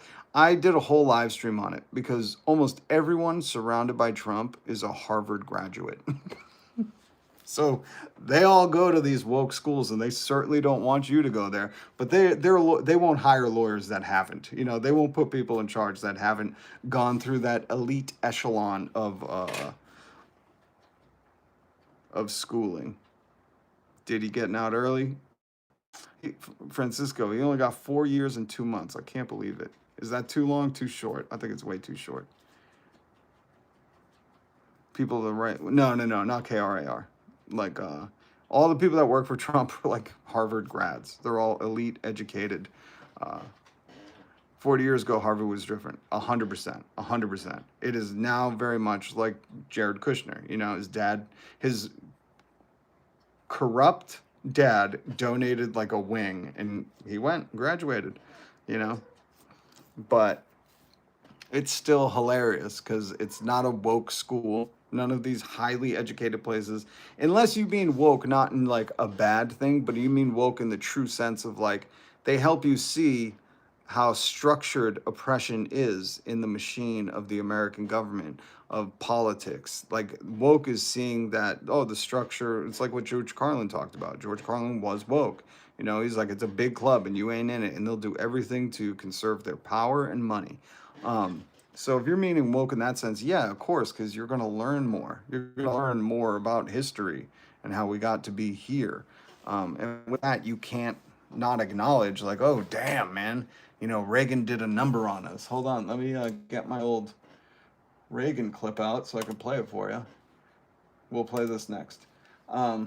Okay, so that was Bill Burr. And the funniest part was when he said, I think, hold on. Oh, sugar. I got way off. To a lot of positive things. I think it's going to lead to a lot of positive things. Yeah, I think Bill Burr and Dave Chappelle and Kevin Hart and Bob Seguro and Joe Coy and Chris Tucker, I think that appearance in Saudi Arabia is really going to lead to some civil rights movements. I really do, guys, don't you? I'm not going to hold my breath for it, but yeah. Oh, you got to go, Tucker? All right. I love you. Be kind to people.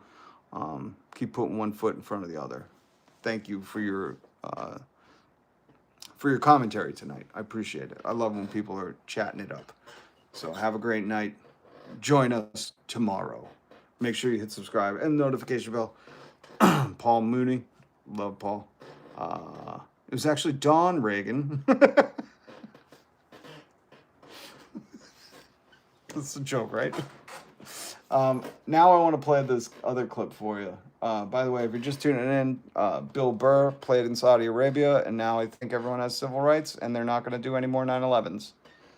I think. Is that what he was saying, basically? He was like, guys, they're done with 9/11. We made them laugh, and laughter is the cure. So, what is it? Oh, I wanted to show you guys this. What was the other thing? Diddy, sentenced to 4 years, 2 months. Unreal. Did you see Donald Trump tweeting this? The party of hate, evil, and Satan. If you're falling for this stuff, folks, if you're going, yeah, he's the one, you know, you don't understand what's happening. And if you're still against, like, Drag Queen Hour, here's J.D. Vance doing Drag Hour. Which I say is fine. Look at him. He looks adorable. And did you see this? They're targeting. This is amazing. Someone pointing this out. They're intentionally advertising to and recruiting the far-right loyalists. They reply to explicit Groyper memes. They're not super subtle about what the government is doing. You know, they're replying. Homeland Security is replying to these memes, which are like the far alt-right, like just horrific ideology. And while they're doing that, you know, they're also doing this mainstream. This is from the president. The president. You just hope there would be a little more decorum. I don't know. This is so wild, you know. When they say, stop vilifying, or people go, you used the word fascist. It's like, I don't know. Would you say Satan's worse? You know? Like, listen, I don't like Nancy Pelosi or Chuck Schumer. His daughter is a lobbyist for Amazon. She has robbed the American people for decades with her stock trading. But here's the thing, man. Like, this is, I don't know, it's not presidential behavior. I don't want to see something that you could get from, like, like Joe Rogan being like, oh, look at this meme, from the presidential office. And he's a creep. Don't ever forget that. But let me play this clip for you, because this goes into the Reagan.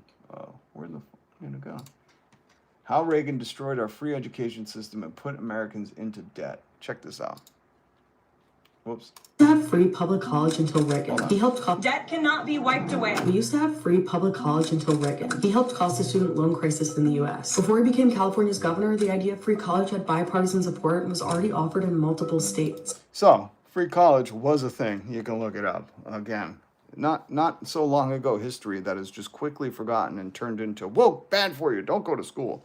But when people do say make America great, you would hope that they meant like make us the smartest country in the world, not the country that pays the most for healthcare and dies sooner than everyone else. That's what we are. We have the most prison population, but not the most educated.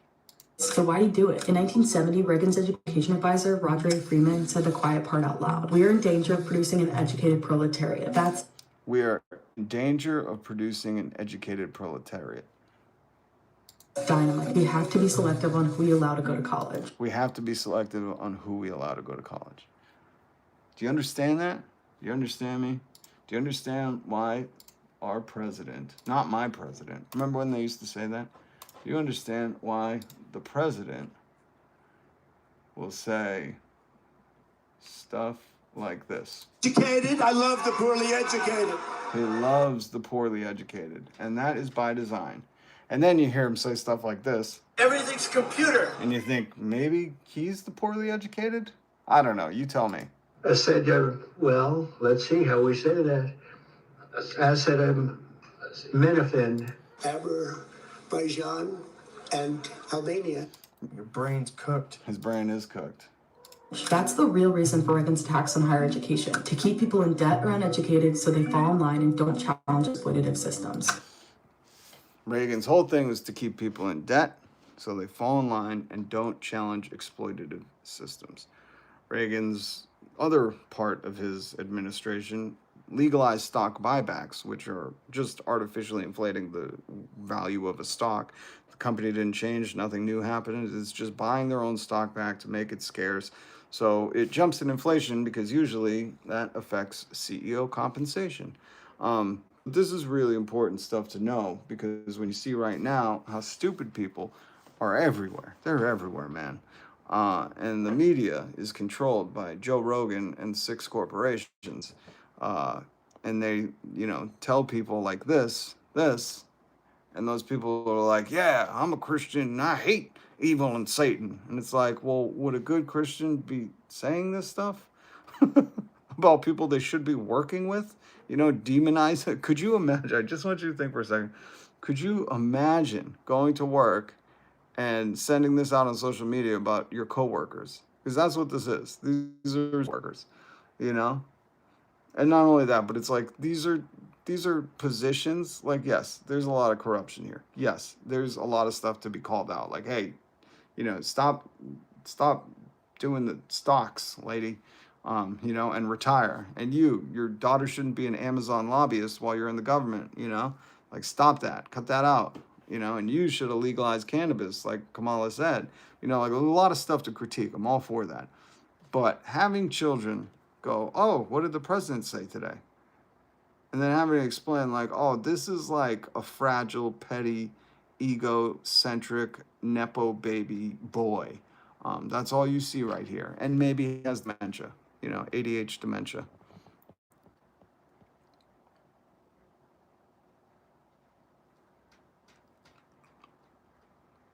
Don Reagan was Secretary of Treasury in the Reagan administration. He actually told Ronald Reagan to hurry up when he was giving a speech. Oh, that's hilarious. Tectonics, you are going to make me fall down a rabbit hole tonight looking this stuff up. Oh, my God. Caden P, you're low-key right. Both parties have gone nuts. They've gone worse than nuts. It's just about consolidating power and enriching them, like greed. Consolidating power and greed. Because it's not even like wealth at this point. It's like they have enough money. Like I'll talk to people, and people will always be like, groceries are so expensive. It's crazy, this. And I'll always be like, these people won capitalism. They won. There's nothing they can't afford. And that's why we have a clip like this. That's why they write poems like this. Enigmas never age. Have you noticed that? And Jeffrey, as a matter of fact, it was clear to me the last time I saw you. Like the reason there's an Epstein list, which the president is on it, by the way, is because their greed can't be satiated. We have enough to go around. They're talking about Elon Musk being a trillionaire. There's enough for everyone to get by, but they've sold you on this lie that like, oh, it's very scarce out. Egg is scarce. If you don't work hard enough, or if those people come into the country, you won't be able to afford it. It's like, that's bullshit, man. Okay, the corporations do the layoffs. The corporations do the hiring. The corporations sent your jobs to other country to pay people less, and there is enough to go around if we just tax those corporations who are having record profits over the past 10 years. We're bailing out banks. We're bailing out Argentina and their fascist friends in Javier Milei. And all these media, Joe Rogan, and where did it go? Where did it go? Where did it go? Joe Rogan and the 6 corporations that keep reinforcing this. So that's all you hear. Oh, I read the newspaper. It said kind of same thing with a different twinge. I saw it on the paper. I saw it on TikTok. I saw it on Twitter. I saw it here. And it's all telling you the same thing. You're just not working hard enough. Oh, are you struggling? Don't eat breakfast. These are real fucking stories, man. The cornflake CEO guy came out and was like, oh, if dinner's getting too expensive, just eat cereal for dinner. I was like, oh, really, cereal guy? That's what we should do? You should just pay people more? How much is your company profiting? Where are you hiding your taxes? Where's the Panama Papers? I mean, they are billionaires, guys. They have so much money. They don't know what to do with it. They're just buying up assets. They're buying up social media companies. They're telling people we're going to go to Mars where humans can't live. There's no radiation, polar things to protect us from the radiation. And people have become so stupid because Reagan helped make college gate-kept for only the wealthy, which those wealthy people now, I love how people are like, he's not a wealthy coastal elite. Donald Trump is a Nepo baby, got his wealth from his father, is from New York, and a coastal elite. He is what you railed against for years. And he only hires dudes from like Harvard and these Ivy League colleges. And there is so much to go around, but they just keep telling you to work harder. Maybe you'll afford it, while they keep consolidating power and their greed can't be satiated. So they'll never release the Epstein files. Democrats, Republicans, they won't, because they're all somehow connected and tied. Why? Because money is nothing to them. Money is nothing. They have so much of it, they don't know what to do with it. That's why when they say you can't tax them, I go, why? If you can't afford to live on $999 million, you're living outside of your means. If you turn around and tell somebody living on $30,000 to $100,000 to $300,000 that they're living outside of their means, then that means people who are living at millions and millions of dollars and can't be taxed are way living outside of their means. Because we could manage on that just fine. We're doing it. We're doing it with much less. And these people, man, keep coming in and be like, no, it's just work harder, or that's a joke, or not everyone should go to school. And it's like, don't you get it? It's a big fucking club and you ain't in it.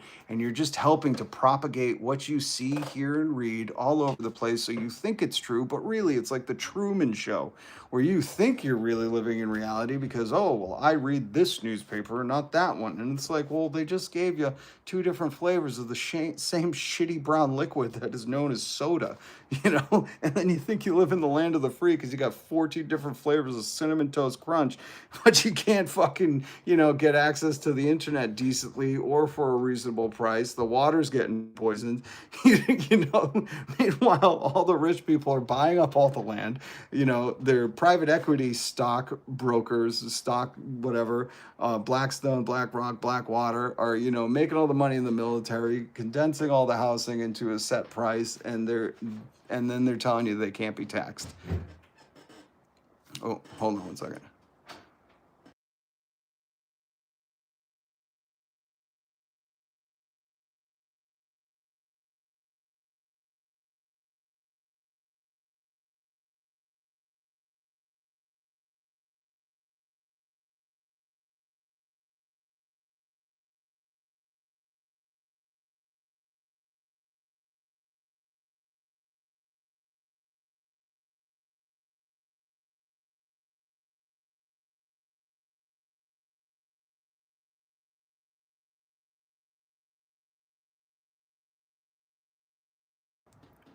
All right.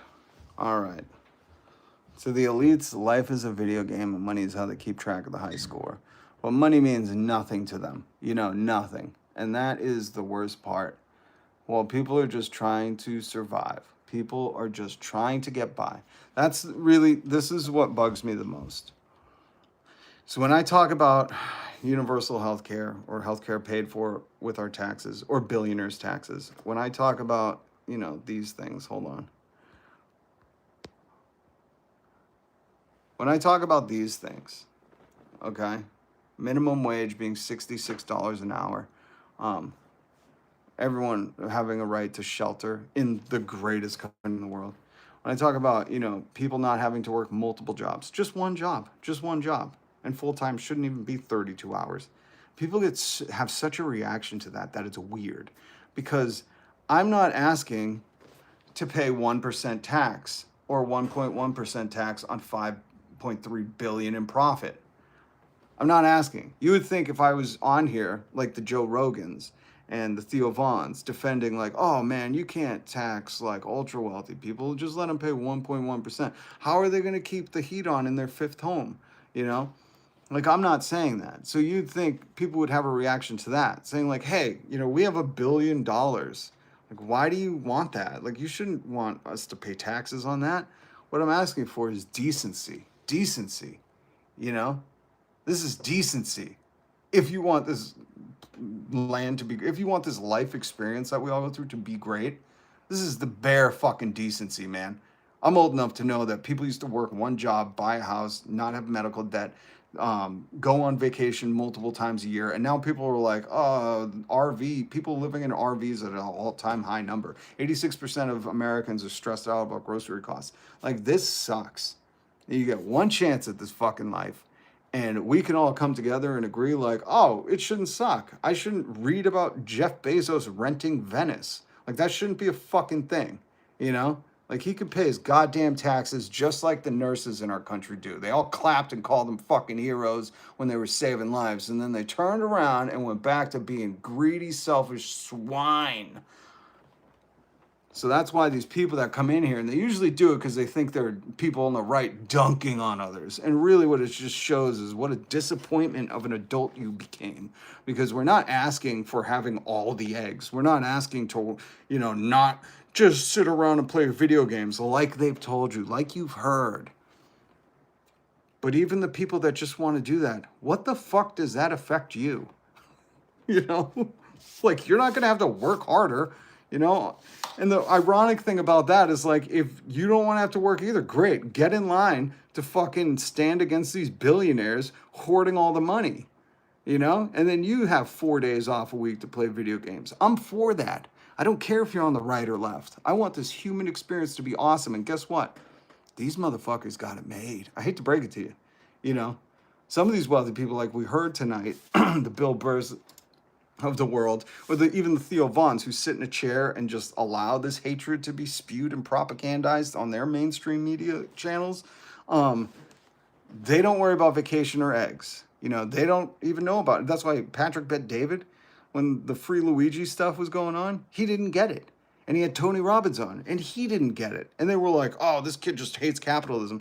And it's like, you were so far removed from what people deal with every day because you have money, the problem solver, that you never have to experience. And instead of being grateful, instead of Tony Robbins and Paul Bet Davidstone being grateful that they don't have to, if their kid has something happen and they're in a wheelchair, they don't have to fight an insurance company in court for 2 years to get a new wheelchair, which is a real fucking story. Again, they should be grateful for that shit not happening instead of trying to spin the narrative as like, oh, they just hate capitalism. And it's like, no, people that need insulin shouldn't have to, make a certain amount of money so they don't die. And that's what we're doing in America. In Canada, insulin is free. Private or national health insurance, it's free because you die without it. And here in America, go look up what the rates are right now. I talk to my friends that have it and they're like, man, I can't afford $2,000 for this stuff. But if I don't, I die. And it's insane. And the adults that fucking, come in here and say, look, just work harder, just shut up. If you just want to work out, then go shut up. Go see if Elon Musk will notice you. Go, maybe he'll impregnate you. Just get the out. You can work as hard as you want. No one's stopping you. But there are people in this world that have different things than you going on, and they shouldn't have to suffer. God damn, these fucking adults, man. Sorry about that, but the class divide is being distracted with culture wars and political divide. Ryan, thank you. And that's why I rail against Tim Pool. Hit subscribe, hit the notification bell, help this channel grow. This is a community. We're fighting back against this. And Ryan, I want to comment on that particularly. I got to take a screenshot of it, although I don't want Tim Pool's fucking face on my channel. But his whole banner on YouTube says the culture war. And I'm like, that is literally the distraction. If these motherfuckers are arguing about green M&Ms or what book makes you gay or, you know, bathrooms, they're not living in reality. That does not help us work one job and afford a vacation or a home. It's a distraction.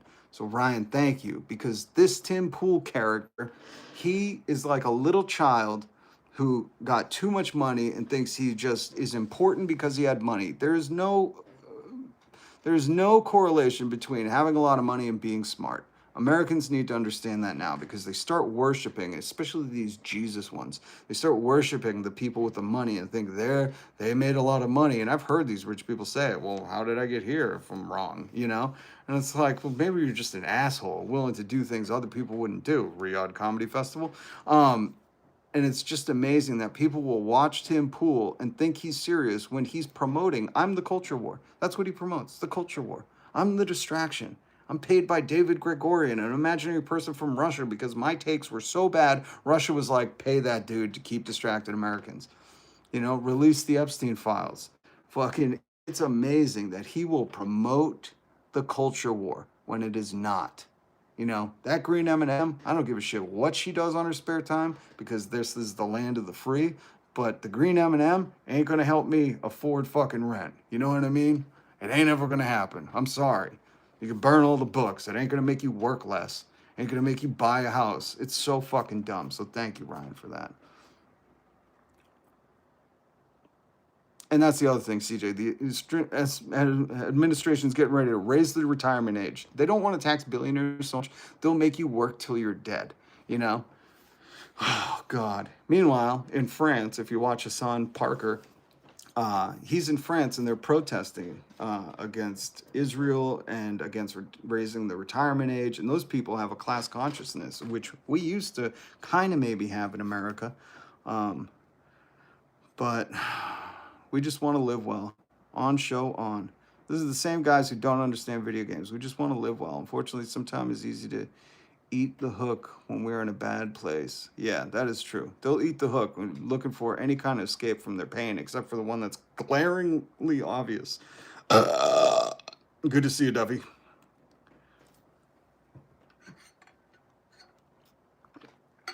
All right, guys, that's it for me for tonight. Retirement age needs to go back to 50. I appreciate that, Renee. I would say 45. Fuck it. You know, if they could be billionaires, we should retire at 45. And that's what I'm here to do. Hit subscribe. I'm going to push these boundaries. $66 minimum wage. And when people's jaw drop, go, oh, you jaw drop at that, but you're okay with CEOs getting paid $66,000 an hour? Where is the disconnect? That you hate the people that just want to own a home in your community and support that local shop that you like so it doesn't go out of business because Amazon bought it, but you have no remarks for the people making $66,000 an hour? It's really fucking crazy, man. Ugh. Retire and enjoy your life, 100%. All right, guys, Virginia, Francis, CJ, Ryan, Jacob, my thoughts. I'll send up some prayers for you, my brother. Things will get better, one foot in front of the other. Don't get too much in your head. Just do what you need to do when you need to do it. Don't do too much thinking. Just get things done. Tektronix, Renee, if I Crush Dice, Francis, Alma. If I forgot anybody, my apologies. I don't mean to forget you. We got to get it set up some way like Aaron Brown, where I can get the producers in there. We got to keep building this out. And for everybody who's hit subscribe, who've joined, even if you disagree with me, that's fine. We could disagree. What I've been saying is if you disagree and you like the status quo, well, let's just look at the past 30 years. You think it's been getting better, or do we need change? You know, everybody said they voted for Donald for change. And I'm like, what change? He's a billionaire nepotism baby who got handed everything, who's saying, like, I'm going to tariff the businesses out of this country, you know, or I'm going to bring back, like, sweatshops. I don't know. And people were like, yeah, bring back the sweatshops that the corporation sent over. And I'm like, guys, let's really do something different. Let's do that socialism that is the American military, you know. Let's provide for the people. Let's fucking see how people do, you know. Remember, when they start telling, oh, Econ 101, tell them 70% of the American economy is consumer purchasing power. When we, the people, don't have money, guess what? We can't give it to you. And then tell them GFY. Sarasota, Trav, Virginia. Everybody. And thank you for the super chat, Crushed Ice. Much love, much respect. Because listen, times are getting tough. I'm going for a second fucking job interview. And then I do this too next week. It's unreal, man. You know? So help me make this my job so we could go on Tim Pool's podcast and say, you're just a distraction, little boy. Little boy. Why do you talk all that talk for your Russian friends, huh? It don't seem too American. Offended, disrespected Nepo babies is so fragile. Yeah, the ego. But here's the thing. They've been handed everything their life. So when they don't get their way, they throw a tantrum, you know? And that's what you're seeing. Oops, sorry. No, that's what you're seeing is the president, the vice president, J.D. Vance in drag. Sorry. That's what you're seeing there. Oh, look at this. This is the French protest for Elmo not paying taxes. They went into a Tesla. In the U.S., he paid zero, 48 million, 0. And people were like, yeah, man, you should work harder. Go fuck yourself. You know, this is a fragile man. Confident men ain't doing this, you know. Universal healthcare for all. Instead of Trump giving 20 billion to Argentina, thank you, 100%. Stop bailing out your fascist, fragile friends. Let's start putting in the work for the working people. All right, tax wealth, not work. Please hit subscribe. This channel obviously is not mainstream. I'm not the culture war. I'm here to hopefully entertain, but much love to you. Be kind to one another. Please be kind to one another. And remember, you know, just tell these people that keep saying like, no, he's doing a great job. Say, you know, I taught my kids, don't flip anybody off when you're driving. You just give them the old thumbs down. You let them know you disapprove of their lifestyle when they start driving like jerks. You do say the same thing. Say, that's so disappointing. A grown man that fragile, he thinks, you know, children and women need to be treated like this. I grew up in a time where you respected the women and you wanted to care for the kids. So probably fooled a few with the red hat swiping by. Listen, I had this red hat, you know, decades ago. So before they tried to oh no, wait, did you? No, was that Dan? No, Dan was making a joke. I think Dan was cool. It's okay. Sorry about that, Dan. Sometimes we get it wrong. And we'll be first to admit. Sometimes we get it wrong. You know what? But we're ending it anyways. But yeah, this red hat was here way before the other ones. If you remember Desus and Mero, I used to watch that show, and I got this after watching them. So, all right, guys. Oh, super chat for kitties. Oh, I didn't see it. I'm so sorry. I did not see it. Hold on. And yeah, Dan, we're sorry. Hold on. They're all sleeping right now. The mama was going crazy. Give me 1 second. I forgot about the super chat for kitties. I'm so sorry.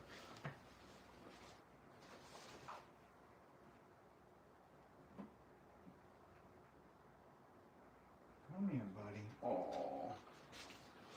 Oh my God. This guy is so cute. I love him. I think he's the little runt. Oh, he's tired. He's like, where am I? What am I doing? Look at him. Look at this little This little guy. Oh, I know. I'm sorry. Did I wake you up, buddy? He's like, what the fuck, man? I was sleeping on all my brothers and sisters. I had the top bunk. Oh. He is so, you are so sweet. You are the sweetest boy. You really are. You are such a gentle, loving kitty. I'm so grateful for you. I'm so grateful for you. I'm so grateful for this little guy. Yeah. Oh, Virginia, thank you for the $5 super chat. Kitty treats. Oh, yeah, I said everybody chipped in for some kitty treats. And they just started eating their dry food, so I got a huge bag. YouTube doesn't give me the money for a little bit, but I used some of my own in the spirit of everybody donating, and I got them their favorite dry food, the really, really good, healthy one. But yeah, this little boy is so amazing. Cats are a freak of nature, man. If you listen, I know. Listen. I know not everybody believes in Jesus, okay? And that's fine. All I could do is live my best life, and hopefully you see it and go, whoa, shit, how's that dude living? And I said, there's this radical man who walked on water, fed children, healed people, didn't charge a copay. He loved his enemy. He said, forgive them for they do not know. He was radical spiritual guru. His name is Jesus. But this is how I will try to convince you. The frequency that cats purr at can heal stress and relieve stress for humans. So if you don't believe there's some kind of divine magical... Why are you staring at me? I love you. So if you don't believe there's some kind of divine power that is magic in this reality we're existing in, how do you explain these little guys purring at a frequency that can relieve human stress? That's a real fact. Go look it up. I learned it at the Pound, or whatever they call it. Yeah. I love you. The other two boys are a little rough and tumble, and he is just the most gentle, sweet, loving man. He's my little black and white tiger. This is what tigers look like in the 50s before we had color TVs. Oh, hi. No. That's so funny. His sister was just sticking her head out the little cubby they're sleeping in. And she's like, where is he? I brought him back. I'm sorry. All right, there you go. There's the kitty. Hit subscribe so you can join me tomorrow. Oh, no, now they're coming to get me. Oh, she wanted to play with him. Never mind, she's tackling him. Poor guy. He's like, I just got dragged down on my bed. Now my sister's biting my ear. Oh. How much for the kitty? I don't know. It all depends, It all depends. It all depends. It all depends. All right, guys. I need to get a P.O. box so we can send you stuff. Oh, that's a good idea. I just can't afford it right now. I literally can't. I'm going for a second job, and I do this. So times be tough, But, we're very greedy, and we're just not working hard enough, We want to afford that egg. We want to live in a house and, be able to afford gas so we can get to work. Very greedy people we are. Very greedy. Did you hear that Jeff Bezos rented the city of Venice for his second wedding? Not greedy at all. Oh, Zeke's here. What's up? UPS is my second job. Yeah, man. We got to stop normalizing second jobs. I want none of you to work a second job. One job, and you should take 4 vacations a year. I know that's radical. I know I'm the radical left, but call me crazy. I think everyone would be better. And my argument is all the companies that went to a 3 or 4 day work week, they said productivity went up, burnout went away, turnover went away, more profitable. Just think about when you get back from vacation. Are you recharged from work? Or think about when you've never taken a vacation and how you feel at work. So, and the science and history proves it. You can go read books that will prove this stuff. But until we get common sense back here in America, thank you, Virginia. Work 1 job, retire 45. That's the goal for America. We could do it, guys. That's why they're the 1%. there's not more of them than us. Like, there's more of us. We could totally France it up and, you know, call for this. 2 jobs, 7 days a week, 10 years strong. Oh, no savings. Duffy, God bless you. We need egg. Thank you, Crash. Crash, good to see you. We need egg. Everybody's chipping in together. We're doing a pay-as-you-go egg. We're financing egg now. Yeah, Duffy. I hate seeing that. And that's why I do this live stream, even with trying to get a second job. That's why I do this, because we need to get the word out that that's nuts. Nuts. Nobody should be working 2 jobs. Unless you want to. If you want to, your family hates you because you're some asshole who thinks ice is cool. We get it. You need to be out of the house all the time. For the rest of us who like to paint and read and sing and hang out and love our family, we want to work 1 job, retire at 45, $66 minimum wage, no medical debt, no school debt. If you want to get higher educated, what could go wrong, you know, with educating more people? I'm like, what, could we invent a hoverboard? You know, like, holy shit, oh, don't get people educated. Think about that. More educated? Think about that. What could they do? Maybe see through the bullshit? All right, guys. Someone get us a chicken. Oh, now you're talking crazy. All right, guys. Hit subscribe. My love to all of you. I love this community. I love this community. And I'm still waiting to hear back from Darlene. I hope she's okay. I wrote her earlier this week. I don't want to bug her, but if we can get our friend who is in France on to talk about it, I would love to. Have a great night, guys. Peace.